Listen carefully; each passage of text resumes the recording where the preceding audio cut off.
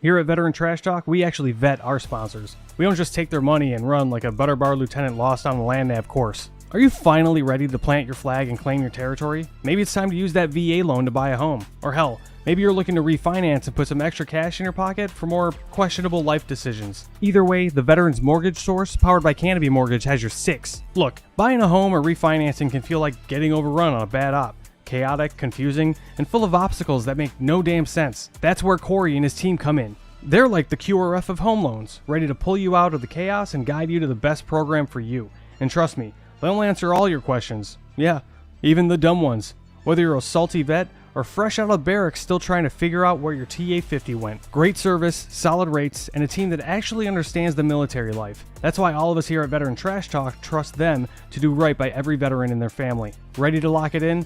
Give Corey a call or shoot him a text at 808-699-7874. That's 808-699-7874. Don't wait. Unless you like overpaying and getting treated like an FNG. The Veterans Mortgage Source is powered by Canopy Mortgage, LLC. All loans are subject to credit and property approval.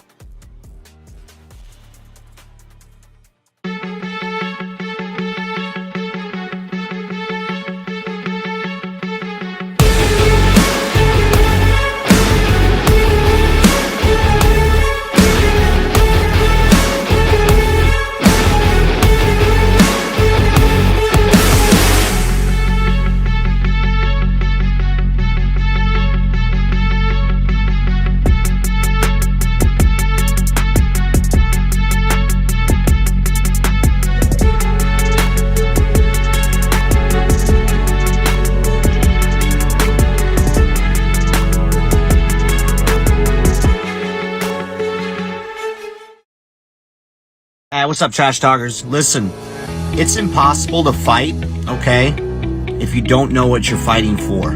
Does that make sense? Like, if you're in the dumps and you're struggling with mental health, things of that nature, it's going to continue tearing you down, all right? Because you're consistently trying to fight something, which is that demon, which is usually something from the past, right? Maybe that why needs to be fighting for your future. Let that be your why. Get the hell up and start fighting for your future. Stop fighting things that happened in the past. Easier said than done, right? Go seek help. It's okay not to be okay. A lot of people need to hear this. You are more of a warrior and a fighter if you stand up and say, hey, this has to stop. I need to go seek help. The stigma, everything has changed. It's okay not to be okay. And so my honesty cap is dedicated to a little, we'll call it a public service announcement for civilians and other people in the military. There are a few people that you should always take their stories with a grain of salt. Vegans, CrossFitters, and special operations guys that tell you that they were special operations without being prompted. The first thing they say is, yeah, I used to be soft. Right. The only unicorn in that entire group is like a special operations guy that was like a vegan and did CrossFit. That guy's probably going to stay quiet for a little bit longer because he's confused as what he should talk about first. That's the only reason. Right. Anybody that says that they were soft without being prompted or without it being like a normal part of your communications is probably either an enabler or going to tell you a bunch of stuff that's not exactly true. What's up, Trash Talkers? What's up, Gruntworks Nation? Big Earl. You heard Dave talk. You heard Buddy talk. Now, Buddy's all about, he is a Green Beret and he's Special Forces and yada, yada, yada. But he will not tell you that unless, he really, really likes you and he's made dinner for you. However, what Veteran Trash Talk does is we bring a lot of light to the veteran community, the first responder community. We promote that what we're doing well, all right, whether we're running for office, we started a business, nonprofit, all those things. Veteran Trash Talk is a super clean page. We got Gruntworks if you want to go there and raise a little hell a little bit, but we are here to promote veteran-owned businesses. So the show you are about to watch is a veteran or veterans or a spouse of a veteran or a child of a veteran that's doing great things in the community, and we need your help promoting them and getting them all the success that they need. All right, guys, enjoy the show.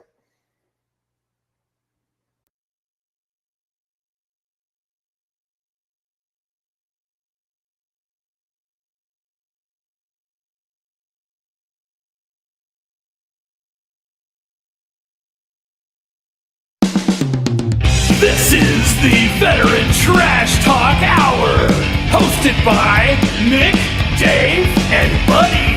Real warriors making fun of other real warriors. Try to not get triggered.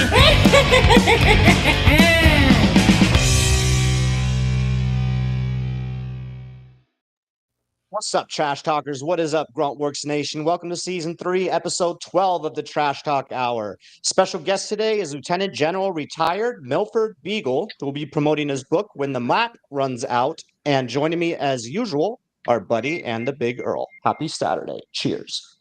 Happy Saturday. Cheers. Yeah. Make sure you grab that 10th Mountain bourbon.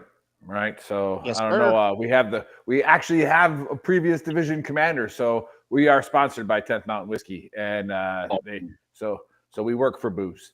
So put in that. So put in that code VTT, get yourself a discount. I got the cordial right up there behind the Gruntworks sign. But no, man, hey, I'm freaking pumped. I witnessed history today in cross country. So that was fun. My daughters were running in the the California Southern Finals, trying to qualify for state. They did, unfortunately. They took 12th, which wasn't bad because they're a very small school in a good division. However, the girl who won that Division II race ran her 3 mile in 15 minutes and 14 seconds. So It's just insane, dude. Wow. When you mentioned that earlier, here we are bragging about our 2 mile time on our dens. And this girl literally did a 5-minute mile. Yeah. What do they deadlift though? yeah. Where does she deadlift? Could she do a leg tuck? Okay, yeah. But what's your bench though? What's your bench? Yeah. That probably benches. Probably does all right. No, so that was pretty cool to watch That's that. insane. So, yeah. Especially at that age, right? Because they're what, 14, 15, 16? Well, yeah, 18 up to 18 on the seniors. She was from 18. Irvine High School. Yeah, she was kicking it. So, no, that was pretty cool to see. And then my youngest, who is 15, she ran her PR 18:12 for her 3 miles. So Yeah, but that's 3 miles in 18 minutes and 12 seconds. Yeah, 6-minute miles.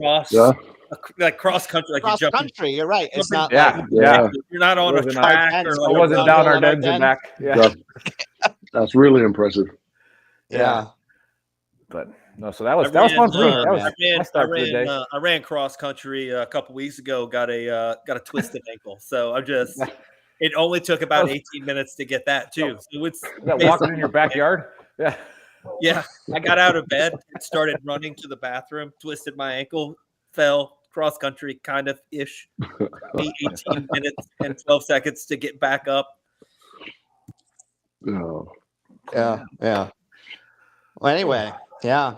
Buddy's going to do an honesty cap today. We're excited. I'm not going to cover a conspiracy. I think we've gone through so many. We've gone over like 200 conspiracies already in the last couple of years. So I need to dig a little bit more. Otherwise, I'm just talking about the same stuff over and over. That we're not going over the 3-Eye Atlas. Yeah, let's do that for a minute. What happened to that thing?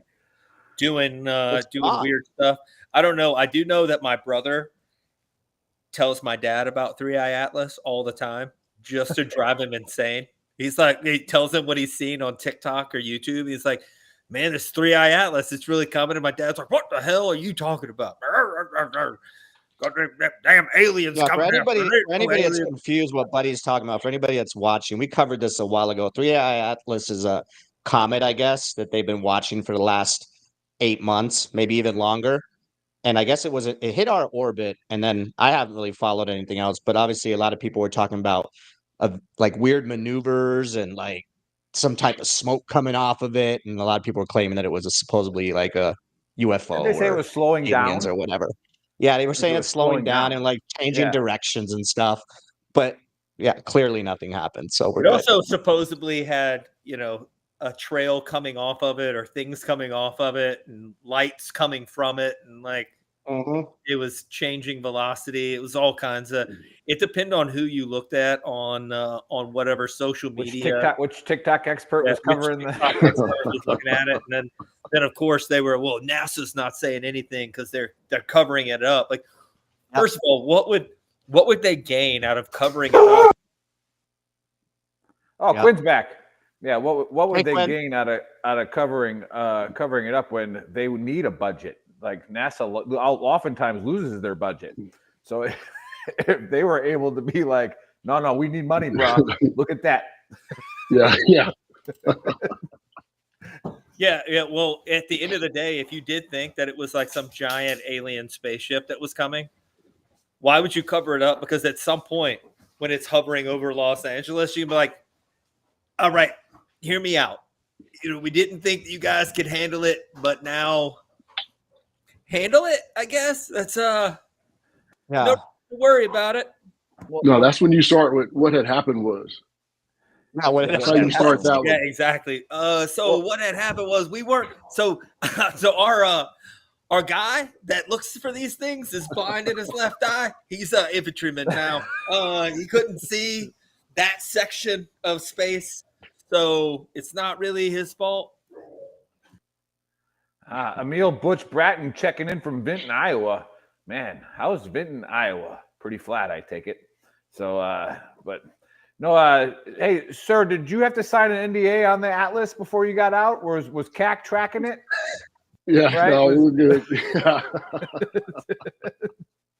Okay. Most of the other just say I can't talk about it, sir. It'll make it Hey, interesting. we're gonna when we had General Funk and Garrett on, General Garrett didn't say anything about the conspiracy. He was real quiet. And it was like UAPs, yeah, UFOs and stuff. What did he know? What did he know that he wasn't allowed to talk about? Well, he was one level up. So Garrett and Funk, they're like one level up. So they're privy to a few more things than a lowly 3-star is. Yeah. We've had several pilots on the show too that didn't want to comment on it. Oh yeah, when Killer Chick came on, when Casey Campbell came on for her book, and she was like, she covered the conspiracy, but then messaged us like, hey, like that part, no ads on that part, no clips on that part. And we're like, okay. nobody wants to be labeled a believer. Yeah. I didn't. Yeah. But yeah, them pilots Anyway. do some weird stuff. Yeah. Yeah, they do. They do. But all right, buddy, You go. got this, or He's muted. Do what? It's your turn. Yeah, I know.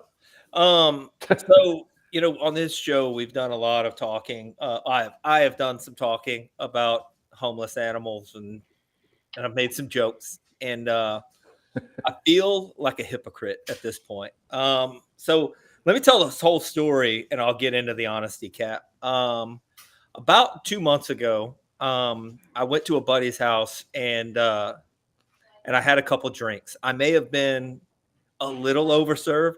Turns out when I get overserved, I also get very mushy and sentimental towards rescue dogs. Who knew? Anyway, the next day, fast forward, I went to the pound and I fostered 2 rescue puppies. And I was just going to foster them, and then they were going to get adopted out.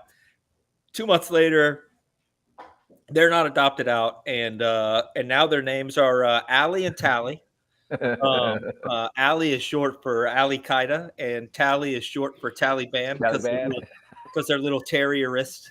And they are in fact terrorists. But I was thinking about it. I had a pretty long drive, and sometimes my mind will wander when I'm driving.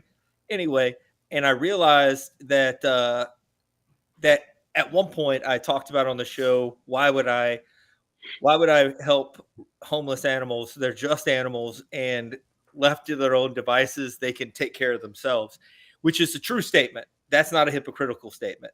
What is a hypocritical statement is then going to foster dogs, and I realized that I am making a set of bitch-made dogs. Like, these dogs came from the streets. Like, they were rough and rumble. Like, if they had been left to their own devices, they'd be out killing sheep or hunting cows. I don't know, making their own dinner. Terriers hunting cows. And now I've gone to the rescue, and I pulled them from their poop and brought them home and gave them a shower. And now they're just sleeping on the couch.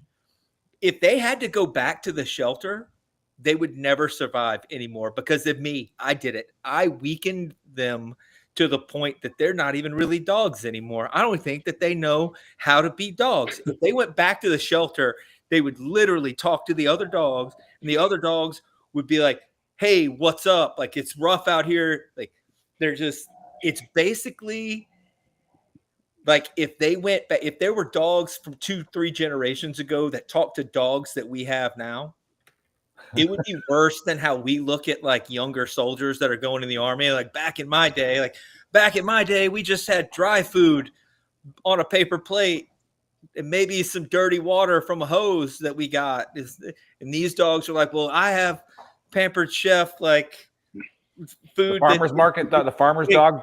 Stuff that's human quality food that I get so that my bones stay healthy. And I'm eating green peas for some reason because dogs hunted green peas back in the olden days, apparently, and carrots and broccoli or whatever. But basically, my honesty cap is we are doing a disservice to our animals, guys. And we really need to think about maybe just putting them back out in the woods for a couple weeks. So they got to get a reality check. They're living in this air conditioned, heated, climate controlled space where I don't think you can walk around my house now without stepping on a dog bed.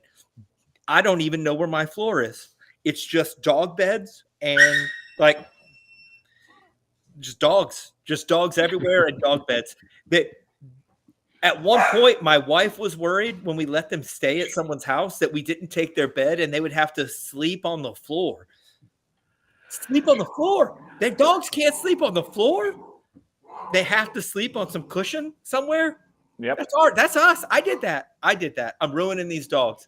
Stop ruining. We got to stop ruining our dogs. I'm not going to do it, but you guys got to stop ruining your dogs. Because if they ever get into a fight with a bobcat, they're going to lose that one because they're just they're baby made little weak dogs that we cause because we coddle these dogs. We gotta figure out a way. Poke them with a stick or something. We gotta do something. I don't know, but dogs are out here weak. They're weak. They're not like old dogs. They're not like the old dogs.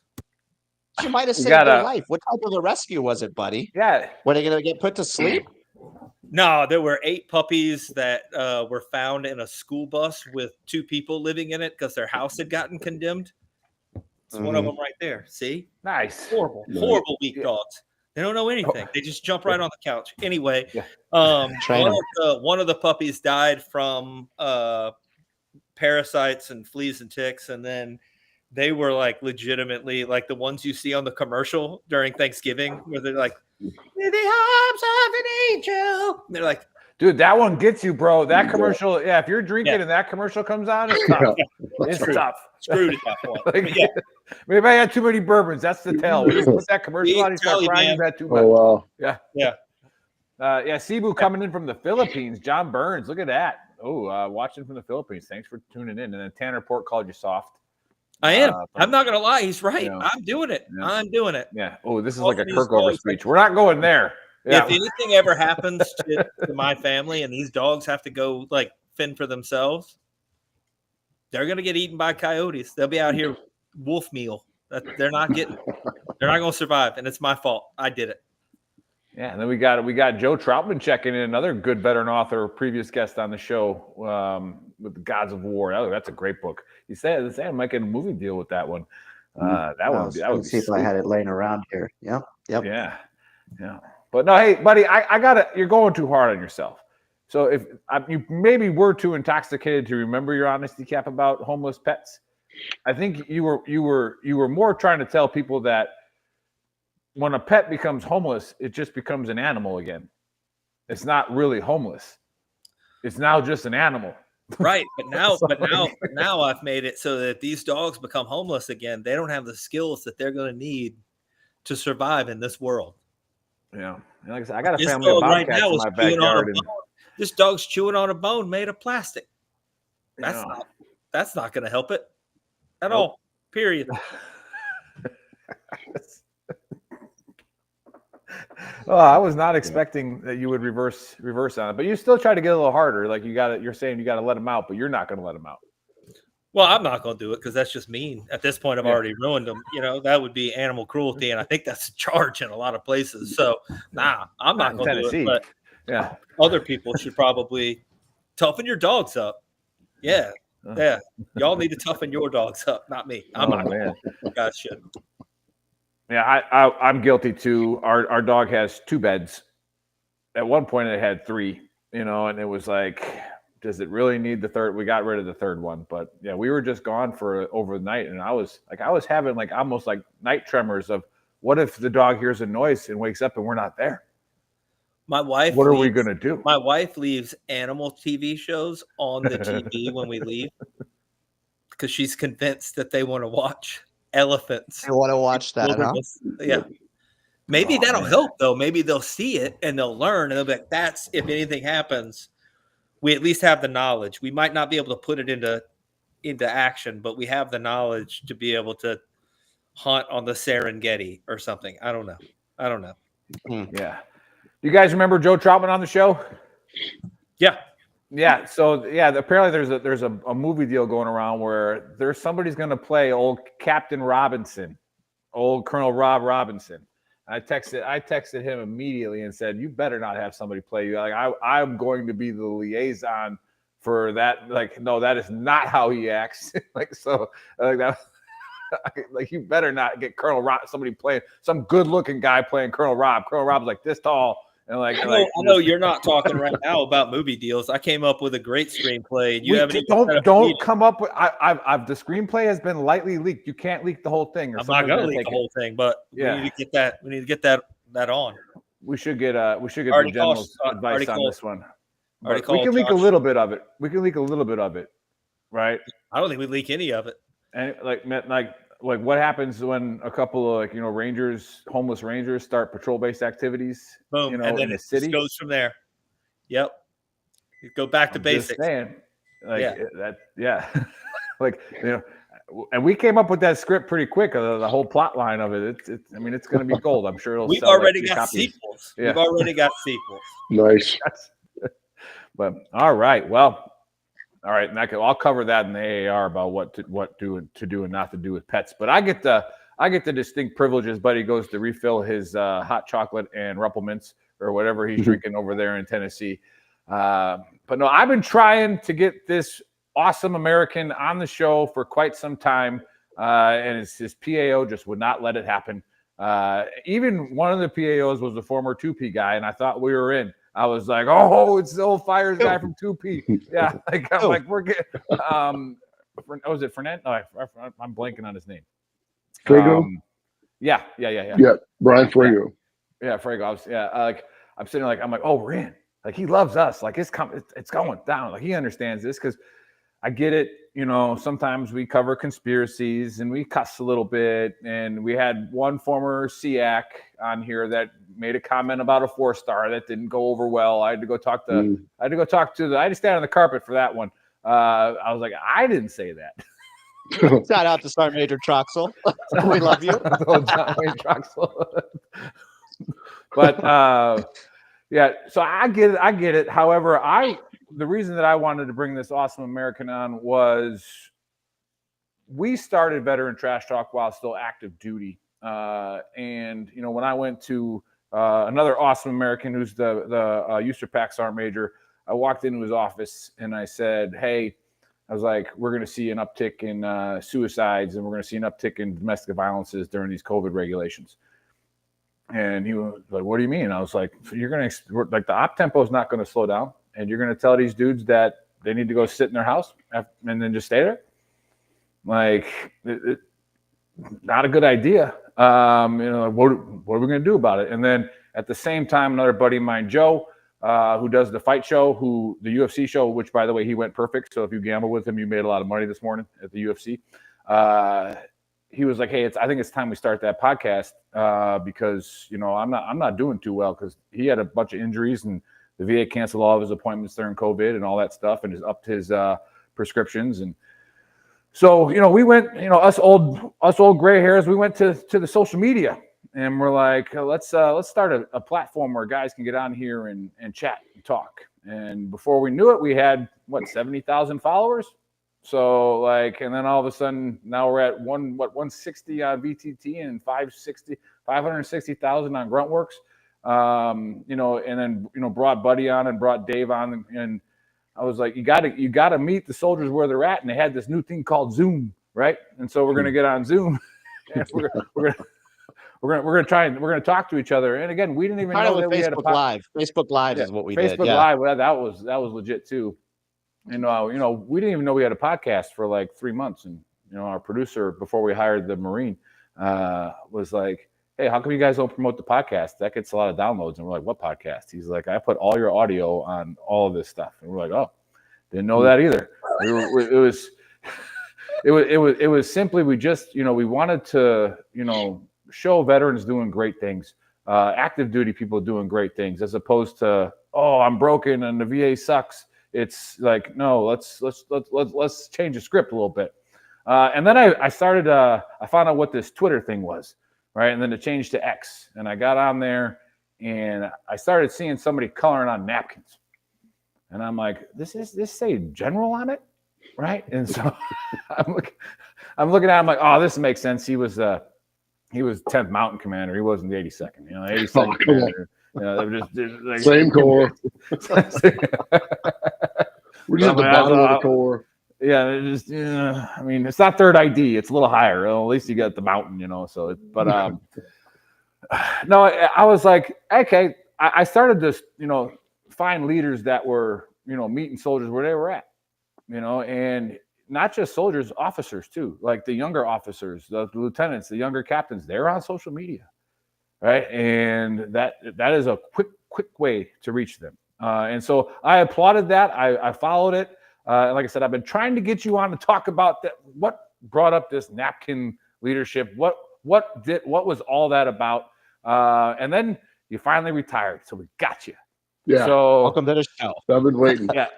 And you wrote a book. So welcome to the Veteran Trash Talk Hour, otherwise known as the Dumpster Fire, which we talk about aliens and homeless pets. So now we got. Yeah, that's truly dumpster fire stuff. Yeah, so welcome. Give us a quick rundown of anything you want and just all that stuff. No, Big Girl, I appreciate linking up with you and the rest of the team. But your point of meeting soldiers where they are, I mean, that's what kind of got me going in social media. I mean, I had social media back when I was a battalion commander, and the only reason I had it then was because the division commander at the time, I won't say what division I was in, came in a room of battalion commanders and said, by Monday morning, this was a Friday, all of you will have Facebook by Monday. And we were like, he can't do that. We're looking around like, well, can we go to the IG? I'm like, that's not a good idea. And it's like, but none of us wanted social media. And he dictated, we're going to have it by Monday. And so one of my buddies looks at me and says, what are you going to do? And I said, well, I'm going to have Facebook by Monday morning. That's our senior raider. I'm not stupid. I might look at, but I'm not stupid. So Facebook it is. And from that, I learned, that's where you truly could, even then, meet soldiers where they were. And I commanded a battalion back in 2008 to 2010. And even then with Facebook, I mean, that's where, I got a lot of information and things came directly to me and they didn't come from top down. I mean, this was from soldiers, from spouses, and people were like, well, I don't want all those problems. Well, I really have the problems and the problems go somewhere else, then come to me because then we can handle all that stuff in house. And that's where it really started. And, along came, like you said, Instagram, Twitter, all that stuff. But it was exactly that, a place to meet everybody and especially all the soldiers, where they were. The napkins, I mean, I've been doodling, drawing, a lot throughout life, but to explain leadership simply, that's what the napkins are all about. And Albert Einstein said, if you can't explain something well enough, or he put it this way, he said, if you can't explain something simply, you don't understand it well enough. And so for me, that was an exercise in, mental agility. If I can put this on a napkin and you can explain where I'm coming from in terms of leadership and not just my view, how do you view it? It clicked. And so one napkin just kept turned into more napkins and more napkins. The people, it resonated a bit and it was like, yeah, I interpret that to mean X, Y, and Z. And you can see how deeply people were thinking about napkins. I mean, you put doctrine in front of somebody and say exactly the same thing. And people will just like freaking fall over asleep. They're not going to read it. I mean, I put a lot of doctrine stuff, some of it inside a napkin in a picture, and it resonates more. You're muted, buddy. Yeah, well, I thought my space bar. Somebody could explain my computer on a napkin. Maybe I could get this thing to work right. Yeah, that makes a lot of sense, and I think that it makes it also, the Army military, actually, not just the Army, we've gotten real wrapped around fluff words and expanding things to make it more. You're using more words to say less, and if we kind of went the opposite way and used less words to say more, we'd be better off. Yeah. No, and there's no simpler way to do it than in a picture, and not even a lot of words. I mean, I think each of my napkins may have, no more than 5 or 10 words on it, maybe. And part of that is the title, and try to use that same rule with slides. I mean, you've all seen our, Army PowerPoint, everything else. So my rule there is if it has more than 25 words on it, they're too many. Yep. No, I think, hey, I don't know if this is a compliment, but it got the Big Earl's attention on Twitter. So that's good. Yeah. I'm like, no, and perfect. And I used to say this as a Ranger instructor when I was talking to, mostly I saved this AAR for the PL during when I was a PL walker. And, I was like, there was some older doctrine about what audacity meant. And, and from SCAT, and it was like, it's a simple plan boldly executed, right? Not the other way around, like not a stupid plan, not a bold plan, simply execute a simple plan, right? Does that gunner, does that AG, if his gunner get down, know what he's supposed to do, right? And it goes up the chain, right? Mm-hmm. And so that's what I found. I'm like he's reaching that. One of the questions I had before we get into the book, and I brought this up on the show a while ago, talking about how we need to utilize social media, but we were also talking about the political climate at the time, and it kind of resonates now to where instant gratification of the social media. Everybody has instant gratification. Everybody wants it. Everybody wants to feel like that some point in their life, right? Everybody wants to know that somebody saw this and pat on the back, which you actually talked about in your book. But we have to be careful with this generation of social media likes and hearts and shares, because if you're a senior leader and you say something on social media, it's going to get acted upon right away, right? Much quicker than we've ever seen before. Did you run into any of that, or have to did that come into play? No, I mean, because I was always very mindful because of that point. I mean, and you got to go in knowing the higher you go. I mean, you say anything, that's even in person, right? I mean, if you're in person and say something, I don't care if it's, colonel, general, sergeant major, you got to be very careful about what you say, because a lot of people are hanging on to those words and like, oh, you said it. I mean, I can't count the amount of times soldiers come up to me and go, so we heard it was your policy that. And I'm like, there's more things that I say that I don't say.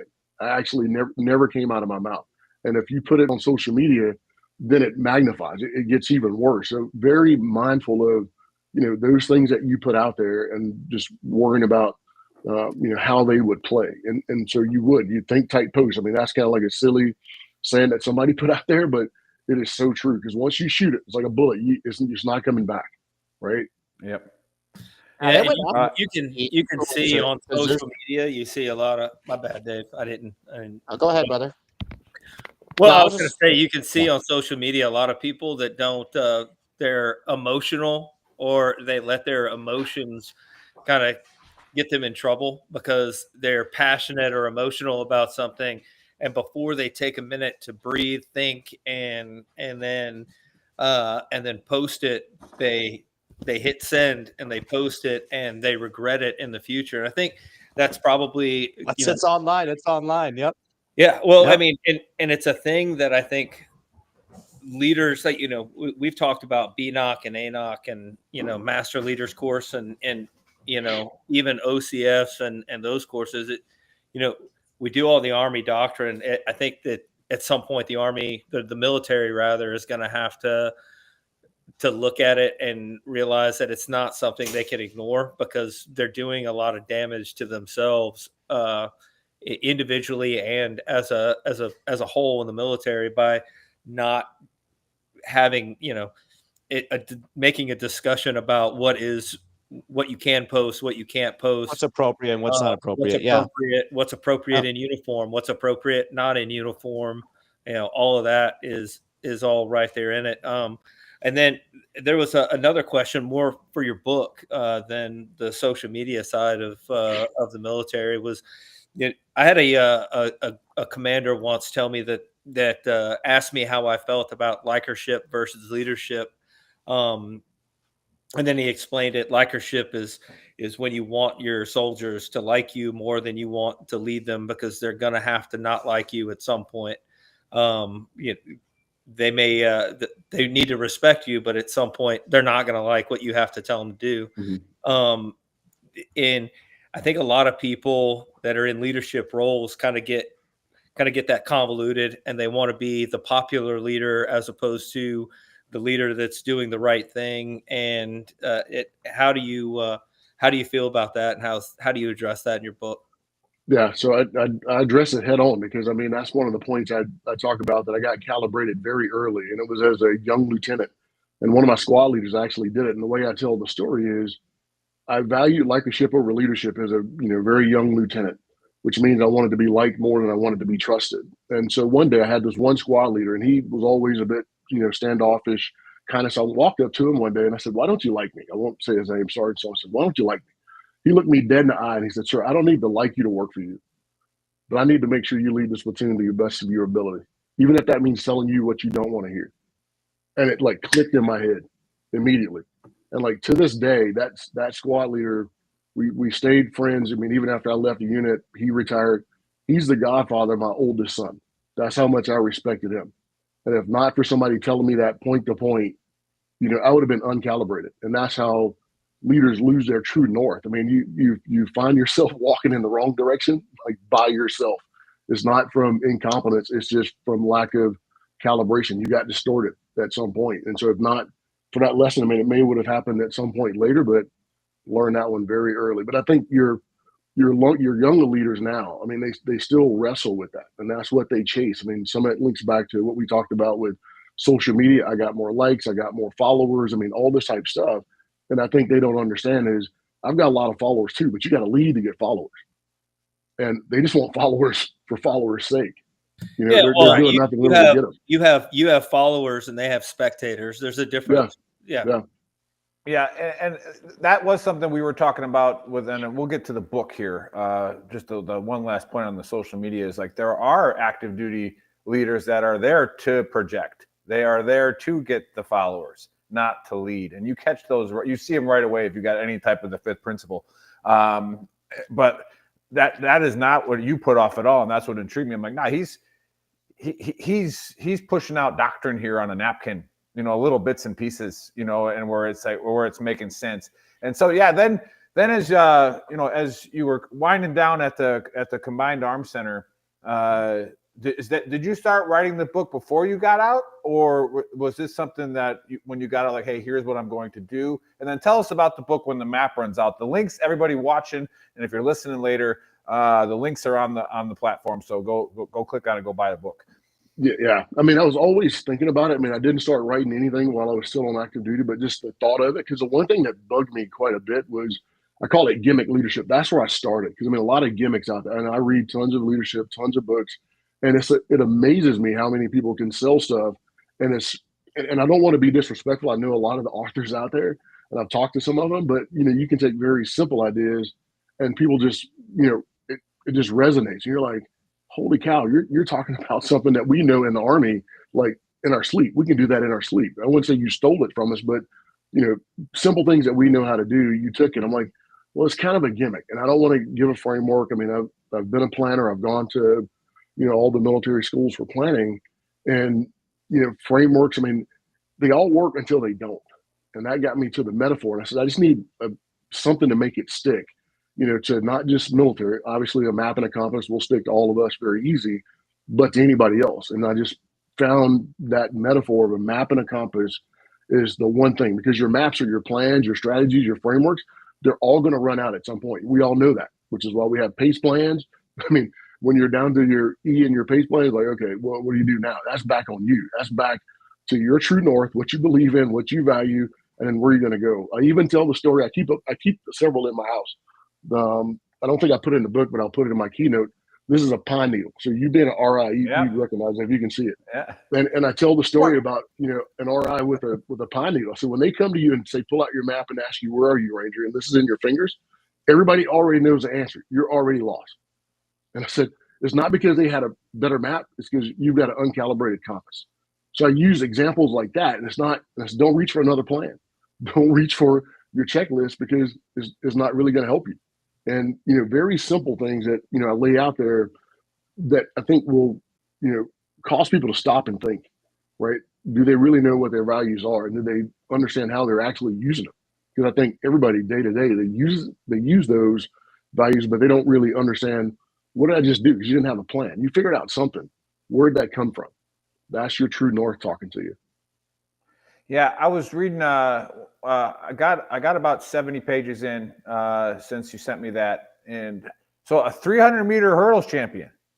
Yeah, That's not an easy race. You know, I could talk a little trash about that. That's the guys who weren't fast enough in the real hurdle race, so they kind of go sign up for that one because that no one wants to run that one. So no, I did both high and low. And the college was it was 400 meters, but yeah, but the thing about I did 3 sports, but then I was better with my feet than I were with my hands. So the quarterback I played with in high school, he went on to Notre Dame. So the last time Notre Dame won a championship was with the quarterback from my high school. Kid could throw like bullets. But at any rate, my feet were better than my hands. So I stuck with track, and that's just the way I've always viewed life as well. Because people don't want to fall. Nobody wants to go do hurdles because nobody wants to fall. It's not a natural thing to do, and you're going to bust your ass a lot running hurdles. You just get used to it. Fall, get back up. But that became a mentality too. Yeah, I didn't want to give too much of the book away, guys. Go buy the book. But you were talking about, I believe it was your father looking for that attaboy, right? Yeah. Looking for that good job. And then you brought up the true north and the values. And I laughed when you said, like, every leader, a lot of leaders think that they have to have these 10 values that they have to project, right, on their board or on their wall. And I'm like, thank God you're not General Funk and his 7,000 fundamentals. Like I was making fun of him. I'm like, fundamentals. Yeah, 44 of them. 44. We had to keep. Good Lord! Even as a 1-star, we had to keep it. We were like, what's Funk fundamental 42? Sir, I have no freaking idea. We got 44. I always carry a knife. I just went to the knife one. I always have a knife. The one that I do remember, he said, never pass opportunity to use a clean latrine. Yeah. That was like so true. I remember that one. Out of all 44, that's the one that stuck with me. Especially when you get older, you're like your bladder. You're like, I'm gonna go to the bathroom. I don't need to, but it's clean. Yeah, and you kind of said in the book how it's not necessarily a leadership book. Well, it's not one. It's more. And then I like how there's the exercises. I haven't gotten to all of them yet, but with that true north, with those values, like I liked it because I struggled to find a way to explain that sometimes, to where I always try to say leadership is actually kind of easy. And I was like, once you figure out who you are. And I think a lot of people can't lead because they don't know who they are. Yeah. So how can they lead anybody else? For sure. Yeah, talk about that. I would agree and say leadership is easy. It's just hard to live. Yeah. Right. Because I mean, we all know what it is. Everybody kind of gets it, but it's hard to live. And then living it, doing it, the right way. What does it really mean? The other thing I really hate, there's a good book called The Servant, which is one of my favorite books, because no other book really describes it. We use it very loosely. Oh, servant leadership. I want to be a servant leader. Like, what is it?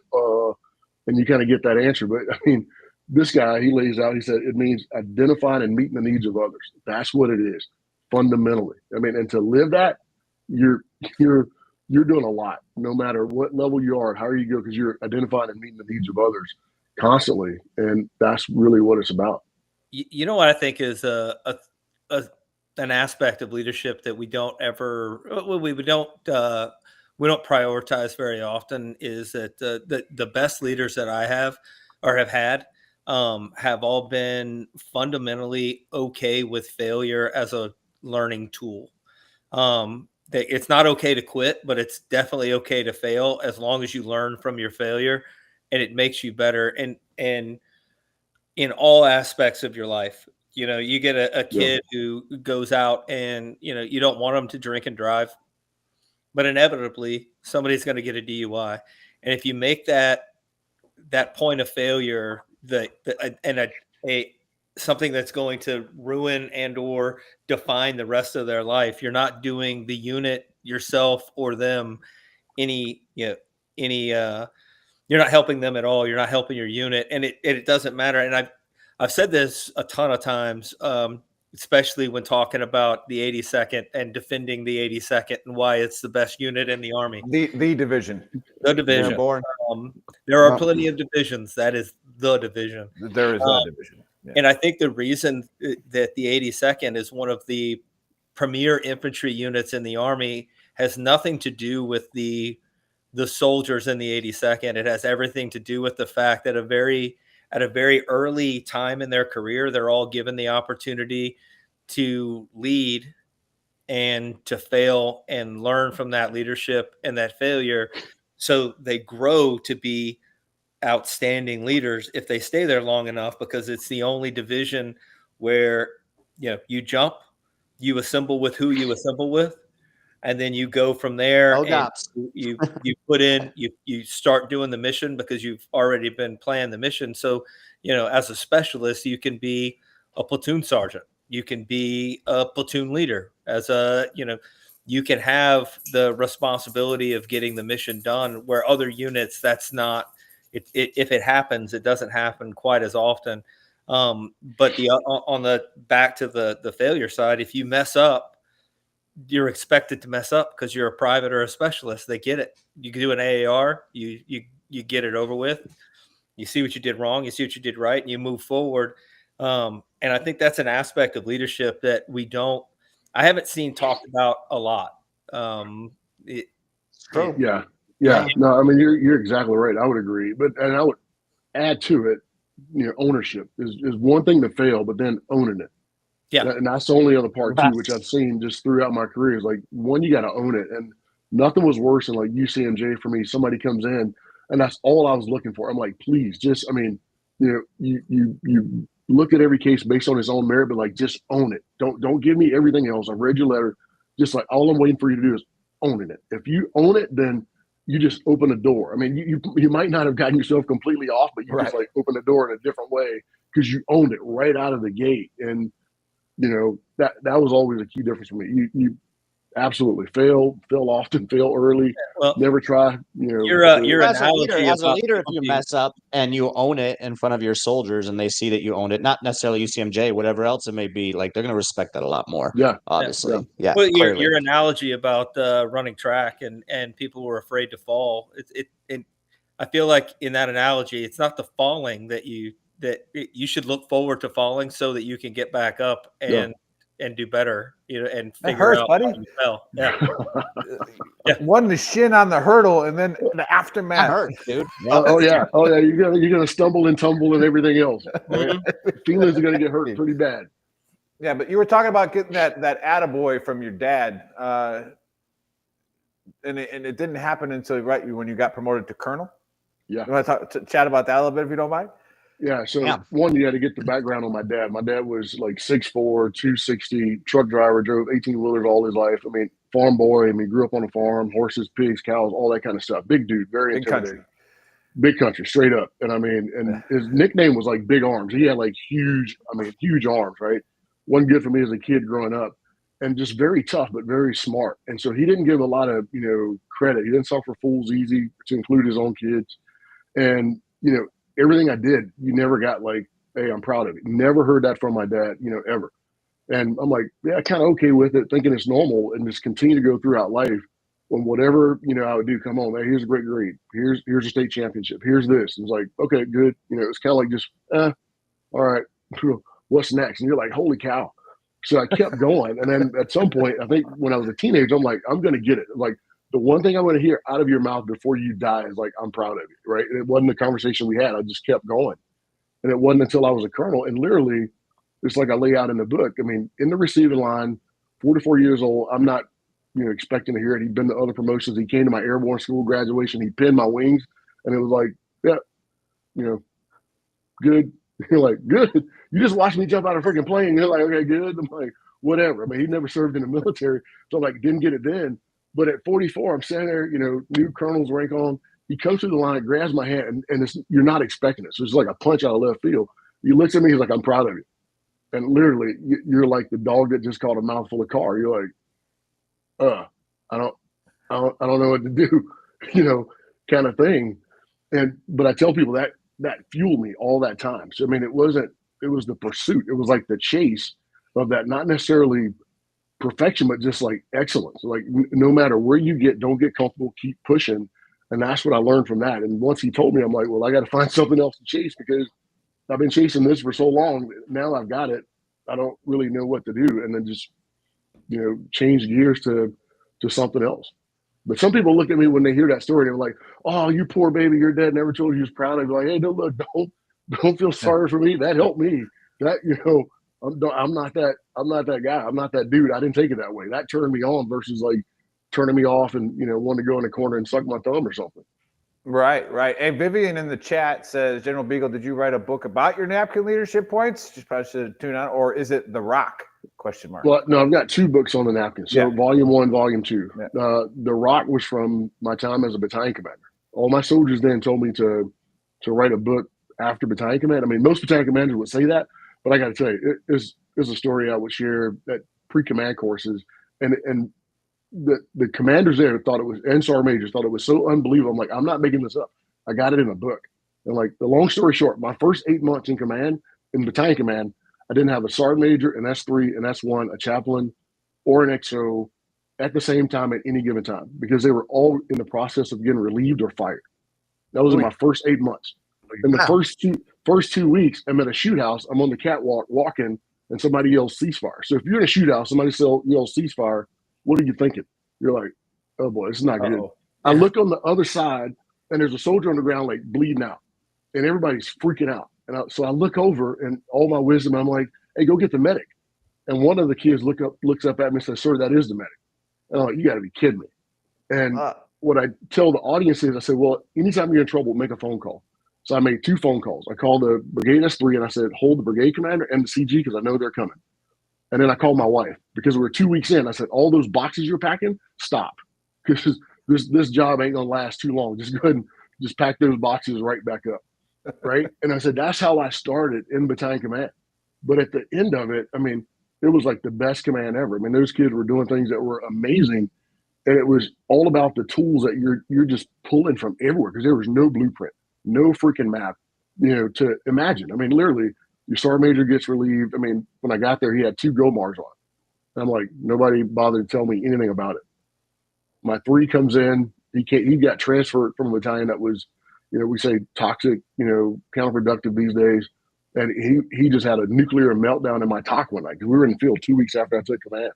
And it was just all kind of crazy, just crazy. The brigade commander got relieved in that 8 months.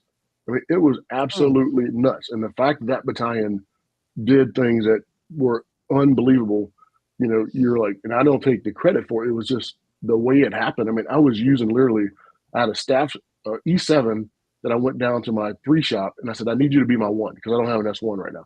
He said, sir, I don't know anything about being an adjutant. I said, no, you don't. Figure it out. But you know how to lead people, and you know how to manage systems. We was the best S1 I've ever had, right? An E7. Nice. So I just pulled over. I had a captain, my HAC, that I made him the XO in a short amount of time. And this kid, he didn't know what he didn't know about being a battalion XO, but he did it. And, the one thing for me was I was always able to underwrite any of their mistakes, whatever they did, because at that point, a battalion. That's the last point in time you're going to know a formation, better than any other formation because you've lived in it for so long. But it was allowing everybody else to learn and grow, and just kind of coaching them, in those roles until new people showed up. The only person I fired out of that group, because everybody self-selected, was a chaplain. I mean, I literally point to point, looked the chaplain in the eye, and said, "You're fired. You're absolutely fired. Don't come back to my battalion." That story. Oh yeah. Yeah, you can't just yada yada. I fired a chaplain. That's You pretty much covered my entire question, because I was going to ask you what moment in your career best represents the idea of the map running out, and clearly, I think that moment. Firing. That was it. There was like no, but the chaplain not firing story the chaplain necessarily, but just taking over that battalion and then running into all those situations. Yeah. But the chaplain story, really quick. I mean, new chaplain comes in, and I spent a lot of time with him, and I was doing more, counseling with him than he was with me. Right? Supposed to be your legal, ethical, and legal religious advisor and all that. And something just wasn't right, and I couldn't put my finger on it. And again, we're out in the field, and we had a family day, so we didn't go back. So all the families came out for like one, 4 or 5 hour period, and then we sent them back, and we stayed in the field. And the XO had told him to do something, and he refused to do it. I said, "Well, tell the chaplain to come see me." And so the assistant comes to see me up in my talk, and I said, "Hey, you're the assistant. I asked for the chaplain." I said, "Where's the chaplain?" He said, "Oh, he's pissed." I'm like, "He's pissed at who?" And he was like, sir, I guess he's pissed at everybody. I said, well, no, you go get the chaplain and then you bring him to me. So chaplain shows up. We start talking. And then this guy, believe it or not, this is something I hadn't written down, but this is really what got it. Because, I mean, there were always some frictions. I mean, I heard stories about his sermons. I mean, soldiers were telling me, like, hey, sir, you got to come here to chapel and eat stuff he's talking about, you know, up on the – I'm like, tell me. And they were telling me. I'm like, oh, my God, you got to be kidding me. And so he comes in, and it's funny because he was African-American, right? And so we get into, like, this little scuffle. And then he looks at me and says, you know what? I'm going to call the race car. And I'm like, are you looking at me? Because I'm looking at you. And that's when I knew. I'm like, okay, you're like not wrapped too tight whatsoever. And I said, okay, I tell you what, there's a bus that goes back every day to, like, you know, take soldiers back for whatever and bring them back. Get on that bus. Don't ever come back to my battalion footprint, like, ever. And then, like I said, if you have something happen, you always make a phone call. Then I called the brigade commander and I said, sir, I just did something I don't think I'm authorized to do. I just fired the chaplain. Told him never to come back. I'll explain when we come out of the field. He was good with it, but like I said, that brigade commander went on to get relieved too. But yeah, but that was the one. And soldiers found out about that story. I would have new soldiers come in. I met every new soldier that came into the battalion. And one comes in and I, you know, give him a little spiel, and one raises his hand. He's a brand new private. He's like, I said, yes, you got a question? He's like, yes, sir. He's like, is it true that you fired a chaplain? I was like, yeah. He got that at reception before he even got to me. The story had already gotten out. But at the time, that's who fires chaplains, you know? That's how you prove a point, though. You know what I mean? Yeah. It's like going into prison and finding somebody and, like, beating them up on the first day. You fire the chaplain, you get everyone's attention immediately. Yeah. And this is good for people watching, listening, you know, and when, again, the compass, right? Your morals, like your true north. When something starts making that tingle a little bit, like, and then I explain this to, you know, younger leaders as well. I go, you're not going to necessarily know what to do, you know, in your first couple of years, but when that true north, I didn't call it that. Like I said, it's a great way to put it. When that compass starts going the wrong way, even though the sun's over there and that should be pointing toward west, right? It like, why is it not pointing toward west? Yeah. All right, there's a problem. Right. Like, Right. That's when you act. And I go, that's the hardest thing that you're going to do, is that you have to act. Like, and what was that like? Was that something? I know you don't want to get too much into who the battalion was or that kind of stuff, but was it simply, were there just enough people finally just cutting out the bullshit to where people started getting relieved? Like, no, this is not right. And once I proved that, you know, these things would happen, like I'd fire a chaplain. I mean, the others that got self-selected, I mean, the sergeant major, as an example, was a really good guy, but I mean, he was one of those guys that, you know, just had favorites. I mean, there were cliques I didn't know about, all those type things, and I should have known when I took the battalion, because when I, you know, asked my predecessor, I'm like, how was the relationship with you and the sergeant major? And he said, not really. That was the only words. And I tell people, I said, I put that in my little green notebook, not really, and, you know, closed it up. And something was wrong. And that's when I found out about the GOMARs, everything else, started talking to soldiers. And I'm in the motor pool one day and I'm like, hey, did you guys talk to Sergeant Major about this? And they're like, sir, what do you mean? He doesn't ever come over and talk to us. I'm like, what do you mean? He doesn't come talk to you? It's like, no, he doesn't talk to us. I'm like, oh my God. And so you have all that kind of madness that was just going. And here's another good one for you. And like, this is so unbelievable. I literally had two privates walk to my office one day with a petition, knock on my door, and they're standing there with a piece of paper, like shaking. And I'm like, what do you got? And they got this piece of paper in their hand. I'm like, so we got a petition. I'm like, well, we don't do that in the Army, but I mean, I'll entertain it. Everybody in the platoon had signed this thing. And I'm like, well, what is it for? So we want to get rid of our platoon sergeant because he's like a really bad person. He's like a really bad dude, and it's killing us. And I'm like, okay. And of course, I go to the company commander and first sergeant, and he was like the best platoon sergeant they had, best guy ever. And I'm like, I said, there's got to be something wrong. These two privates came to my office with a petition, like shaking like two leaves and freaking. We just watched Band of Brothers. That's what happened. Yeah, you know, and I'm like, there's got to be something to it. And they denied it. You know, did some more digging. Sure enough, they were right. And I called a buddy. We had agreements among all the battalion, you know, commanders. I called a buddy. I said, look, this guy's got to go. Like, time now. And I'll explain it later. Just take him, and then we'll figure it out. But it all panned out to be true, and they were right. I mean, it was just a point in time where, doing the right thing, not even if you were completely certain about it, but just following through, even with that. I mean, I could have blew those, kids off very easy, but they were dead right, because their leadership above them were like, oh, this is our best guy. He's like walks on water. Like, best platoon sergeant we got. No, not Yep. really. And they had the courage to bring it up. And I remember going back to tell them, I said, look, you don't have a platoon sergeant. You're not going to get one. So you're all going to be like in charge of yourselves, and it's got to work. And that was like my maintenance platoon.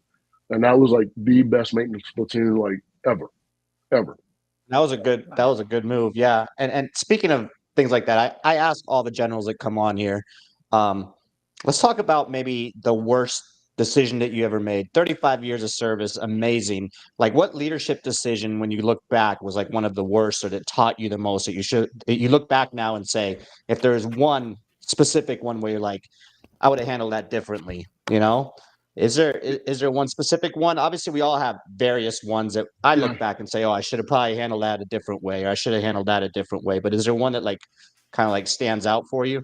Yeah, it does. But even to this day, I don't know how to fix it. And the reason why I say that, I wear it like on my arm every day. There's 4 of my soldiers. One's a scout platoon sergeant, one's a PA, others are driver, and others are gunner. But I've been wearing this since 2005, and I was a 3 in Iraq. And, you do normal things as a 3. And one particular mission, I just had the instinct to like do the route myself, like literally on the map, tracing it. I mean, I'd seen the terrain, everything else, but I did it myself before we sent the scouts out, on this recon. And the scouts go out, and this radio call comes in, and you know how we do it with Rosh numbers. They're like, "Well, we got some KIAs." I'm listening to the radio, like, "What do you mean?" And they start rattling off these numbers, and the numbers were like to these guys. The PA wanted to go out because he'd never been off the FOB. He just wanted to go out, and I'm like, "This is pretty safe. It's a recon. Battalion's going to go in 48 hours later. That's all you're doing, looking." And I'm like, "What could possibly go wrong?" But my instinct said, you do the route, you trace it, everything else. I personally briefed it to the scout platoon. Well, the problem with that was the platoon leader decided to deviate the route. He wanted to get a closer look. And when they did that, it went off the route that I expressly laid out to him. And I still, take some of the blame for that. I just don't know how to go back and correct it. And when I asked him, I said, because he survived, the rest of the platoon survived, but his platoon sergeant and 3 others didn't. I said, "Why did you deviate off the route?" And he's like, "So I just wanted to get a little bit closer to look." And I'm like, if you just stayed on this line, I mean, literally on this line, on this map, there and back, no problems. And it just, when I say decision, not, a decision, so to speak, but just something you wish you could just re-looked at, rethought it, everything else. Because I know those dudes well. That scout platoon sergeant, even being the 3, would like come in my office like, at least 2 or 3 times a week, just to chat. And you think about a 3 and a scout platoon sergeant, you never go see the battalion 3. I mean, this was a guy that would, I love, Copenhagen. I can say it now, but not on that. And I come in, I'd find a, can of Copenhagen just right there on my desk. I'm like, sorry, Nico put that there. His wife would send it to him. He'd drop me off a can, just kind of way say I love you, kind of thing. And this, somebody, bad judgment, not necessarily mine, but I still, kind of take that. What could I have done, different? I think we all have something in the back of our brain that beat us up. Sure. I mean, short of that, yeah, lots of mistakes, but that's the one that I always wish I could pull back some type of way. Thanks for sharing that. Rest in peace to those guys. Yeah, salute. Definitely. For sure. Yep. Yeah. Yeah, that's a tough one for real. Like, Yeah. and that kind of goes with what Buddy was talking about earlier, where it's like, not to that exact story, but just kind of like,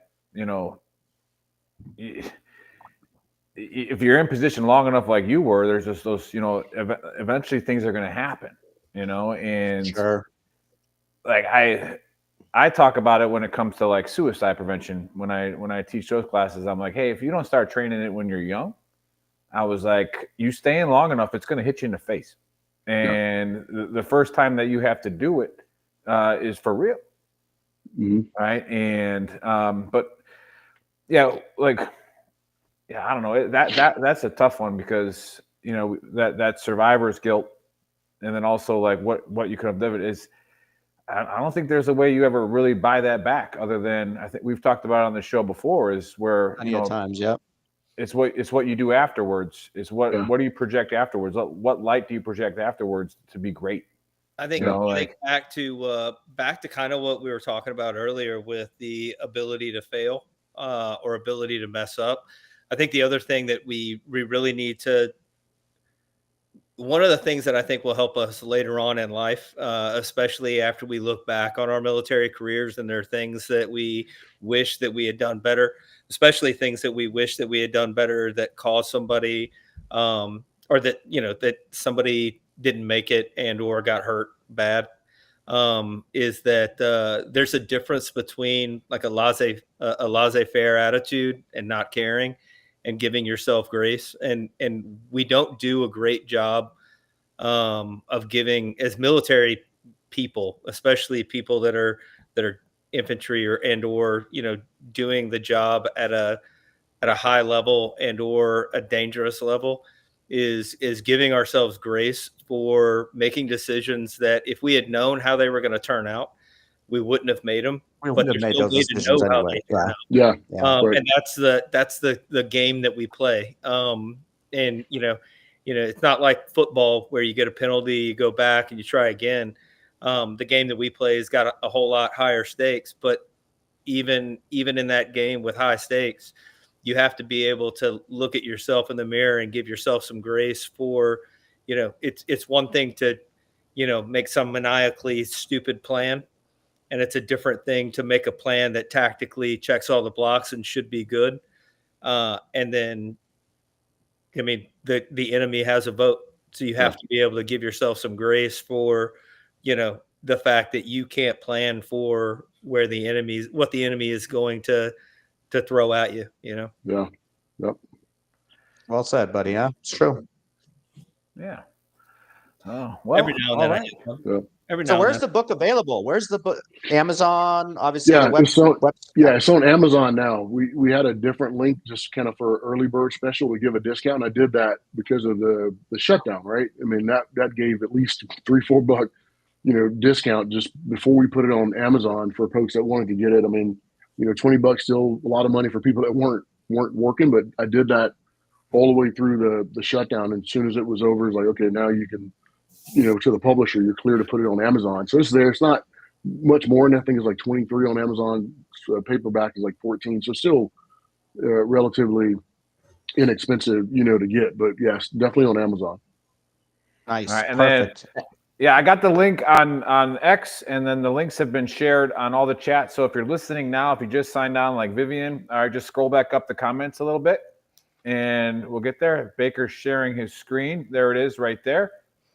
So you got the book right there. That's what it looks like when the map runs out. I'm telling you. And yeah, again, you have those exercises in there.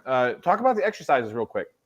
Yeah, and really what I call the book, because it's not a very thick book, is protein for the practitioner. A lot of books, I mean, you get them, they're like 200 pages. I mean, I've read a lot of those books, and for the practitioner needs ability to reflect. So you can read, those chapters, go through it, but then how do you apply that to yourself? And it's not a, rehearse my framework, and that's kind of what you get in some books is at the end, you got this framework you got to remember, and, everything else. Like, no, this is about you. So, I mean, how do you, one of the points in there is like, admit failure. I mean, go into your team meeting, whatever. What's one failure you made, a value linked to it. You go into your next meeting or next group huddle, whatever you do, and admit that to the team. And then have somebody else do that back, right? Just so you can kind of see.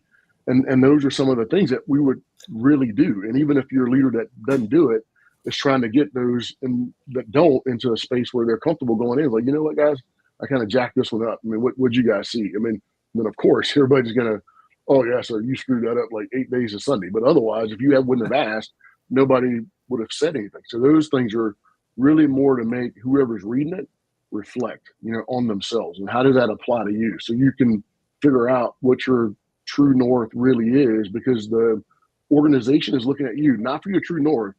They're looking for you to be the compass, because the needle is inside the compass, right? And so where your needle points is where that organization is going to point 9 out of 10. So you got to make sure your needle, that compass, is what everybody else is going to orient by. Right. Yeah, and I'm glad. I like that, because I didn't do a book of Earl today because it was Buddy's day, but I usually do what I get triggered about. and what made me like, lose my cool or make me act like a moron. I used to get real every triggered. day. Yeah, every day. Well, hey, happen. I reach out. I tell the stories, right? Like don't do this, right? Don't be like the big girl right now. But I used to get super triggered. I call them the book leaders. Now, I think you should read. I think you should gain knowledge any way you can. But just because you read Jocko's book, all right, doesn't mean we all need to act like that now. Doesn't mean your unit acts like that, right? It might not be for that unit. Because that was a SEAL team, homie, right? Like that's a little different, right? That Joe over there, he ain't gonna sit in your meeting and go, "All right, I bought in." No, that Joe's gonna be like, "This shit sucks." Because he's gonna carry a lot. So no, I like that you did that with hey, like make this practical. Like, hey, right about like the first exercise, like what did you have? What was your outcome for this meeting? What did you want to get in this meeting? Right. And then, maybe apply some of those things you read in a different book. Did they work? Did they not? Were people receptive? Don't, hey, read this book. This is the general's reading list and we're going to do all this stuff. Like, God damn it. I'm like, No, exactly right. Because you'll never recognize it. And that's why I love, I fell more in love with the metaphor of the map and the compass, and especially with the compass, because, what you just pointed out, Big Earl, is we'll look at a lot of those things and go, oh, we got an alignment problem. They even say that now, and I'm kind of starting to work with, corporate people. It's an alignment problem. It's like, no, it's not an alignment problem. It's a calibration problem. And here's why it's a calibration problem. Because what you say is aligned with your strategy, your plan, your framework, but what you do is not aligned with your own organization's values or your values. That's a calibration problem, not an alignment problem. So you got to calibrate yourself, and it starts there. And that, again, just using those simple things that most people can, reference is like, yeah, you're right. That's not alignment, because you're aligned with something. There's something else you're not aligned to that's making it not add up. That's calibration. Hey, we're gonna make some swag for you, Dave. A shirt idea. Calibrate yourself, right? And then you can have when the map runs out. Yeah, we can do that. Yeah, we're gonna trademark that real quick. Hey, quick, Chris, get on that. Get on USC. Write it down. I got it. Let's do it. Trademark that. That's awesome. Yeah, before these guys have any last questions, I just wanted to a little bit more on the fun side. All right, now that you're retired, all right, what do we really think about Sergeant Major Carnes? How's he doing with the Pittsburgh Steelers not doing too well? Aaron Rodgers breaking his wrist. How's he doing over there? I really like Sergeant Major Carnes. So I'm just, he is awesome. He was a breath of fresh air coming into CAC. When I was there, and I mean, like he and his wife Teresa. I mean, just great people. Just great. I mean, I think every time we saw each other, we like be hugging. I mean, and this is like daily, right? So I mean, this is how refreshing it was. I mean, it's not every day. Sergeant Major walks in your office, you have a chat, and then you're like bro hugging before you leave. And it's not saying anything ill about his predecessor, but we just had a great connection. I mean, just automatic connection. Great on stage together. I mean, we can compliment each other, but yeah, probably not doing too good with Pittsburgh. Being where they are, but he's going to be great. For CAC. I mean, I think he comes out in 27. But all the stuff that he does on social media, himself, I mean, or good, just kind of tells you where he is and how he is as a person. Yeah, awesome. Yeah, I told him he's got to use some AI like voiceovers to get more views. So you know what I'm talking about. Somebody. I was kind of pissed with him too. Somebody did, because we do PCC, which is roughly 7 times a year, 300 plus battalion commanders or future battalion commanders, brigade commanders, and sergeant majors, and they'd always give feedback on all of us, all the general officers and the sergeant majors. And somebody did that once on his feedback, and because we get it and read it, and they said something about his voice, and I'm like, oh, that's so jacked up, but that hurt him like so bad, and really both of us, because I'm like, out of everything that was said, that's the only thing that you really picked up out of this, and like you're going into battalion or brigade. I mean, that's absolutely nuts, right? You're kind of like playing kindergarten ball in that sense, but he got over it, but I still think it was just there in the back of his mind, and even mine, yeah. But no, he's a great leader. I hope that he's watching. He said he was going to, but look forward to talking with you again too, Sergeant Major Carnes, and good luck on your last year too. But you guys got anything else for the general? I don't. It's great talking to you, and great hearing your stories. It was. I look forward to reading your book. No, I appreciate it. Thank you. I got one last question, quick Okay, one. all right, One yeah, one more. Get 'em. sentence Get 'em. or the best piece of advice to, let's say, a young individual that's watching this show right now and he, goes and becomes a lieutenant. So one piece of advice, real quick, if it's the only thing you can tell him, a brand new lieutenant stepping into the field, like what could you tell him? It's an old That's a one, tough but one. listen Yeah, to your there's tons of NCOs. them. There's tons of them. There's tons. But Yep. I mean, and by the way, people ask me how I got so far, and I said I married the daughter of a CSM. So I said I was getting groomed from like day one. I was And waiting for it. that. Listen to your NCOs. Listen to your NCOs. I mean, and Don't listen to all of them. Pick the right Don't one. listen to all of them. yeah, that's true. That's true. But like, Yeah, listen to your horrible captains are made by horrible E7s. yeah, Yep. It's a 1,000%. real thing. absolutely You're true. absolutely right. Yeah. Yep. Listen listen to to it. your All right, NCOs. that's freaking awesome. But anyways, quick hot wash. We don't know what happened to the Atlas V. It's going hyperbolic out of the atmosphere right now, and CAC wasn't tracking it. CAC wasn't tracking it. I don't think that was their responsibility, but we didn't know that if maybe they were in the same room with Stratcom or something, and they got Okay, so nothing. Just trying to get it out one more time to see if there was any leakage we could get out. All right, so that alien ship is passed, and then you got to ask ourselves a serious question when it comes to our dogs and our animals. All right, is it right to take the gangster out of its environment, right? Because then it just becomes soft, right? The dog just becomes soft, and we got to be careful with that because there is truth to it. Dave's got a German Shepherd, but the German Shepherd's trained. It does what it's supposed to do. You got a German Shepherd. It doesn't even speak German well anymore. Yeah, it doesn't speak German anymore. Yeah, no, Dave speaks German. It's good. Yeah, I taught him in English though. Yeah. But that is a good metaphor for life, right? Like hey, stay grounded. Find out who you are, right? True north. What are your values? What do you value? What are you supposed to do? Yeah. Or otherwise, like to Buddy's point, we had most people think I had a Beagle as a pet with a last name like Beagle, but we had a Chihuahua. We lost her probably about a month ago, but up at Drum, and we were there twice. Had to put boots on this dog and a jacket to take her out in the snow, right? And dig the tunnel and dig all the tunnels in the patch, right? And she would never use the same patch, twice. And I mean, and a small dog, a Chihuahua, but it could be like 5 feet wide. She used it once, I had to go dig another one. Oh yeah. Yeah. See? Yeah, he knows. He knows. I know my kids don't watch this show, but my wife wants to get the kids a Pomeranian for Christmas, and I'm like, no, man. So every once in a while, you got to get back out to the woods. All right. And like I said, that's the segue into the guest. Every once in a while, you got to get back in the woods and find out where your compass is pointing. Right. Yeah.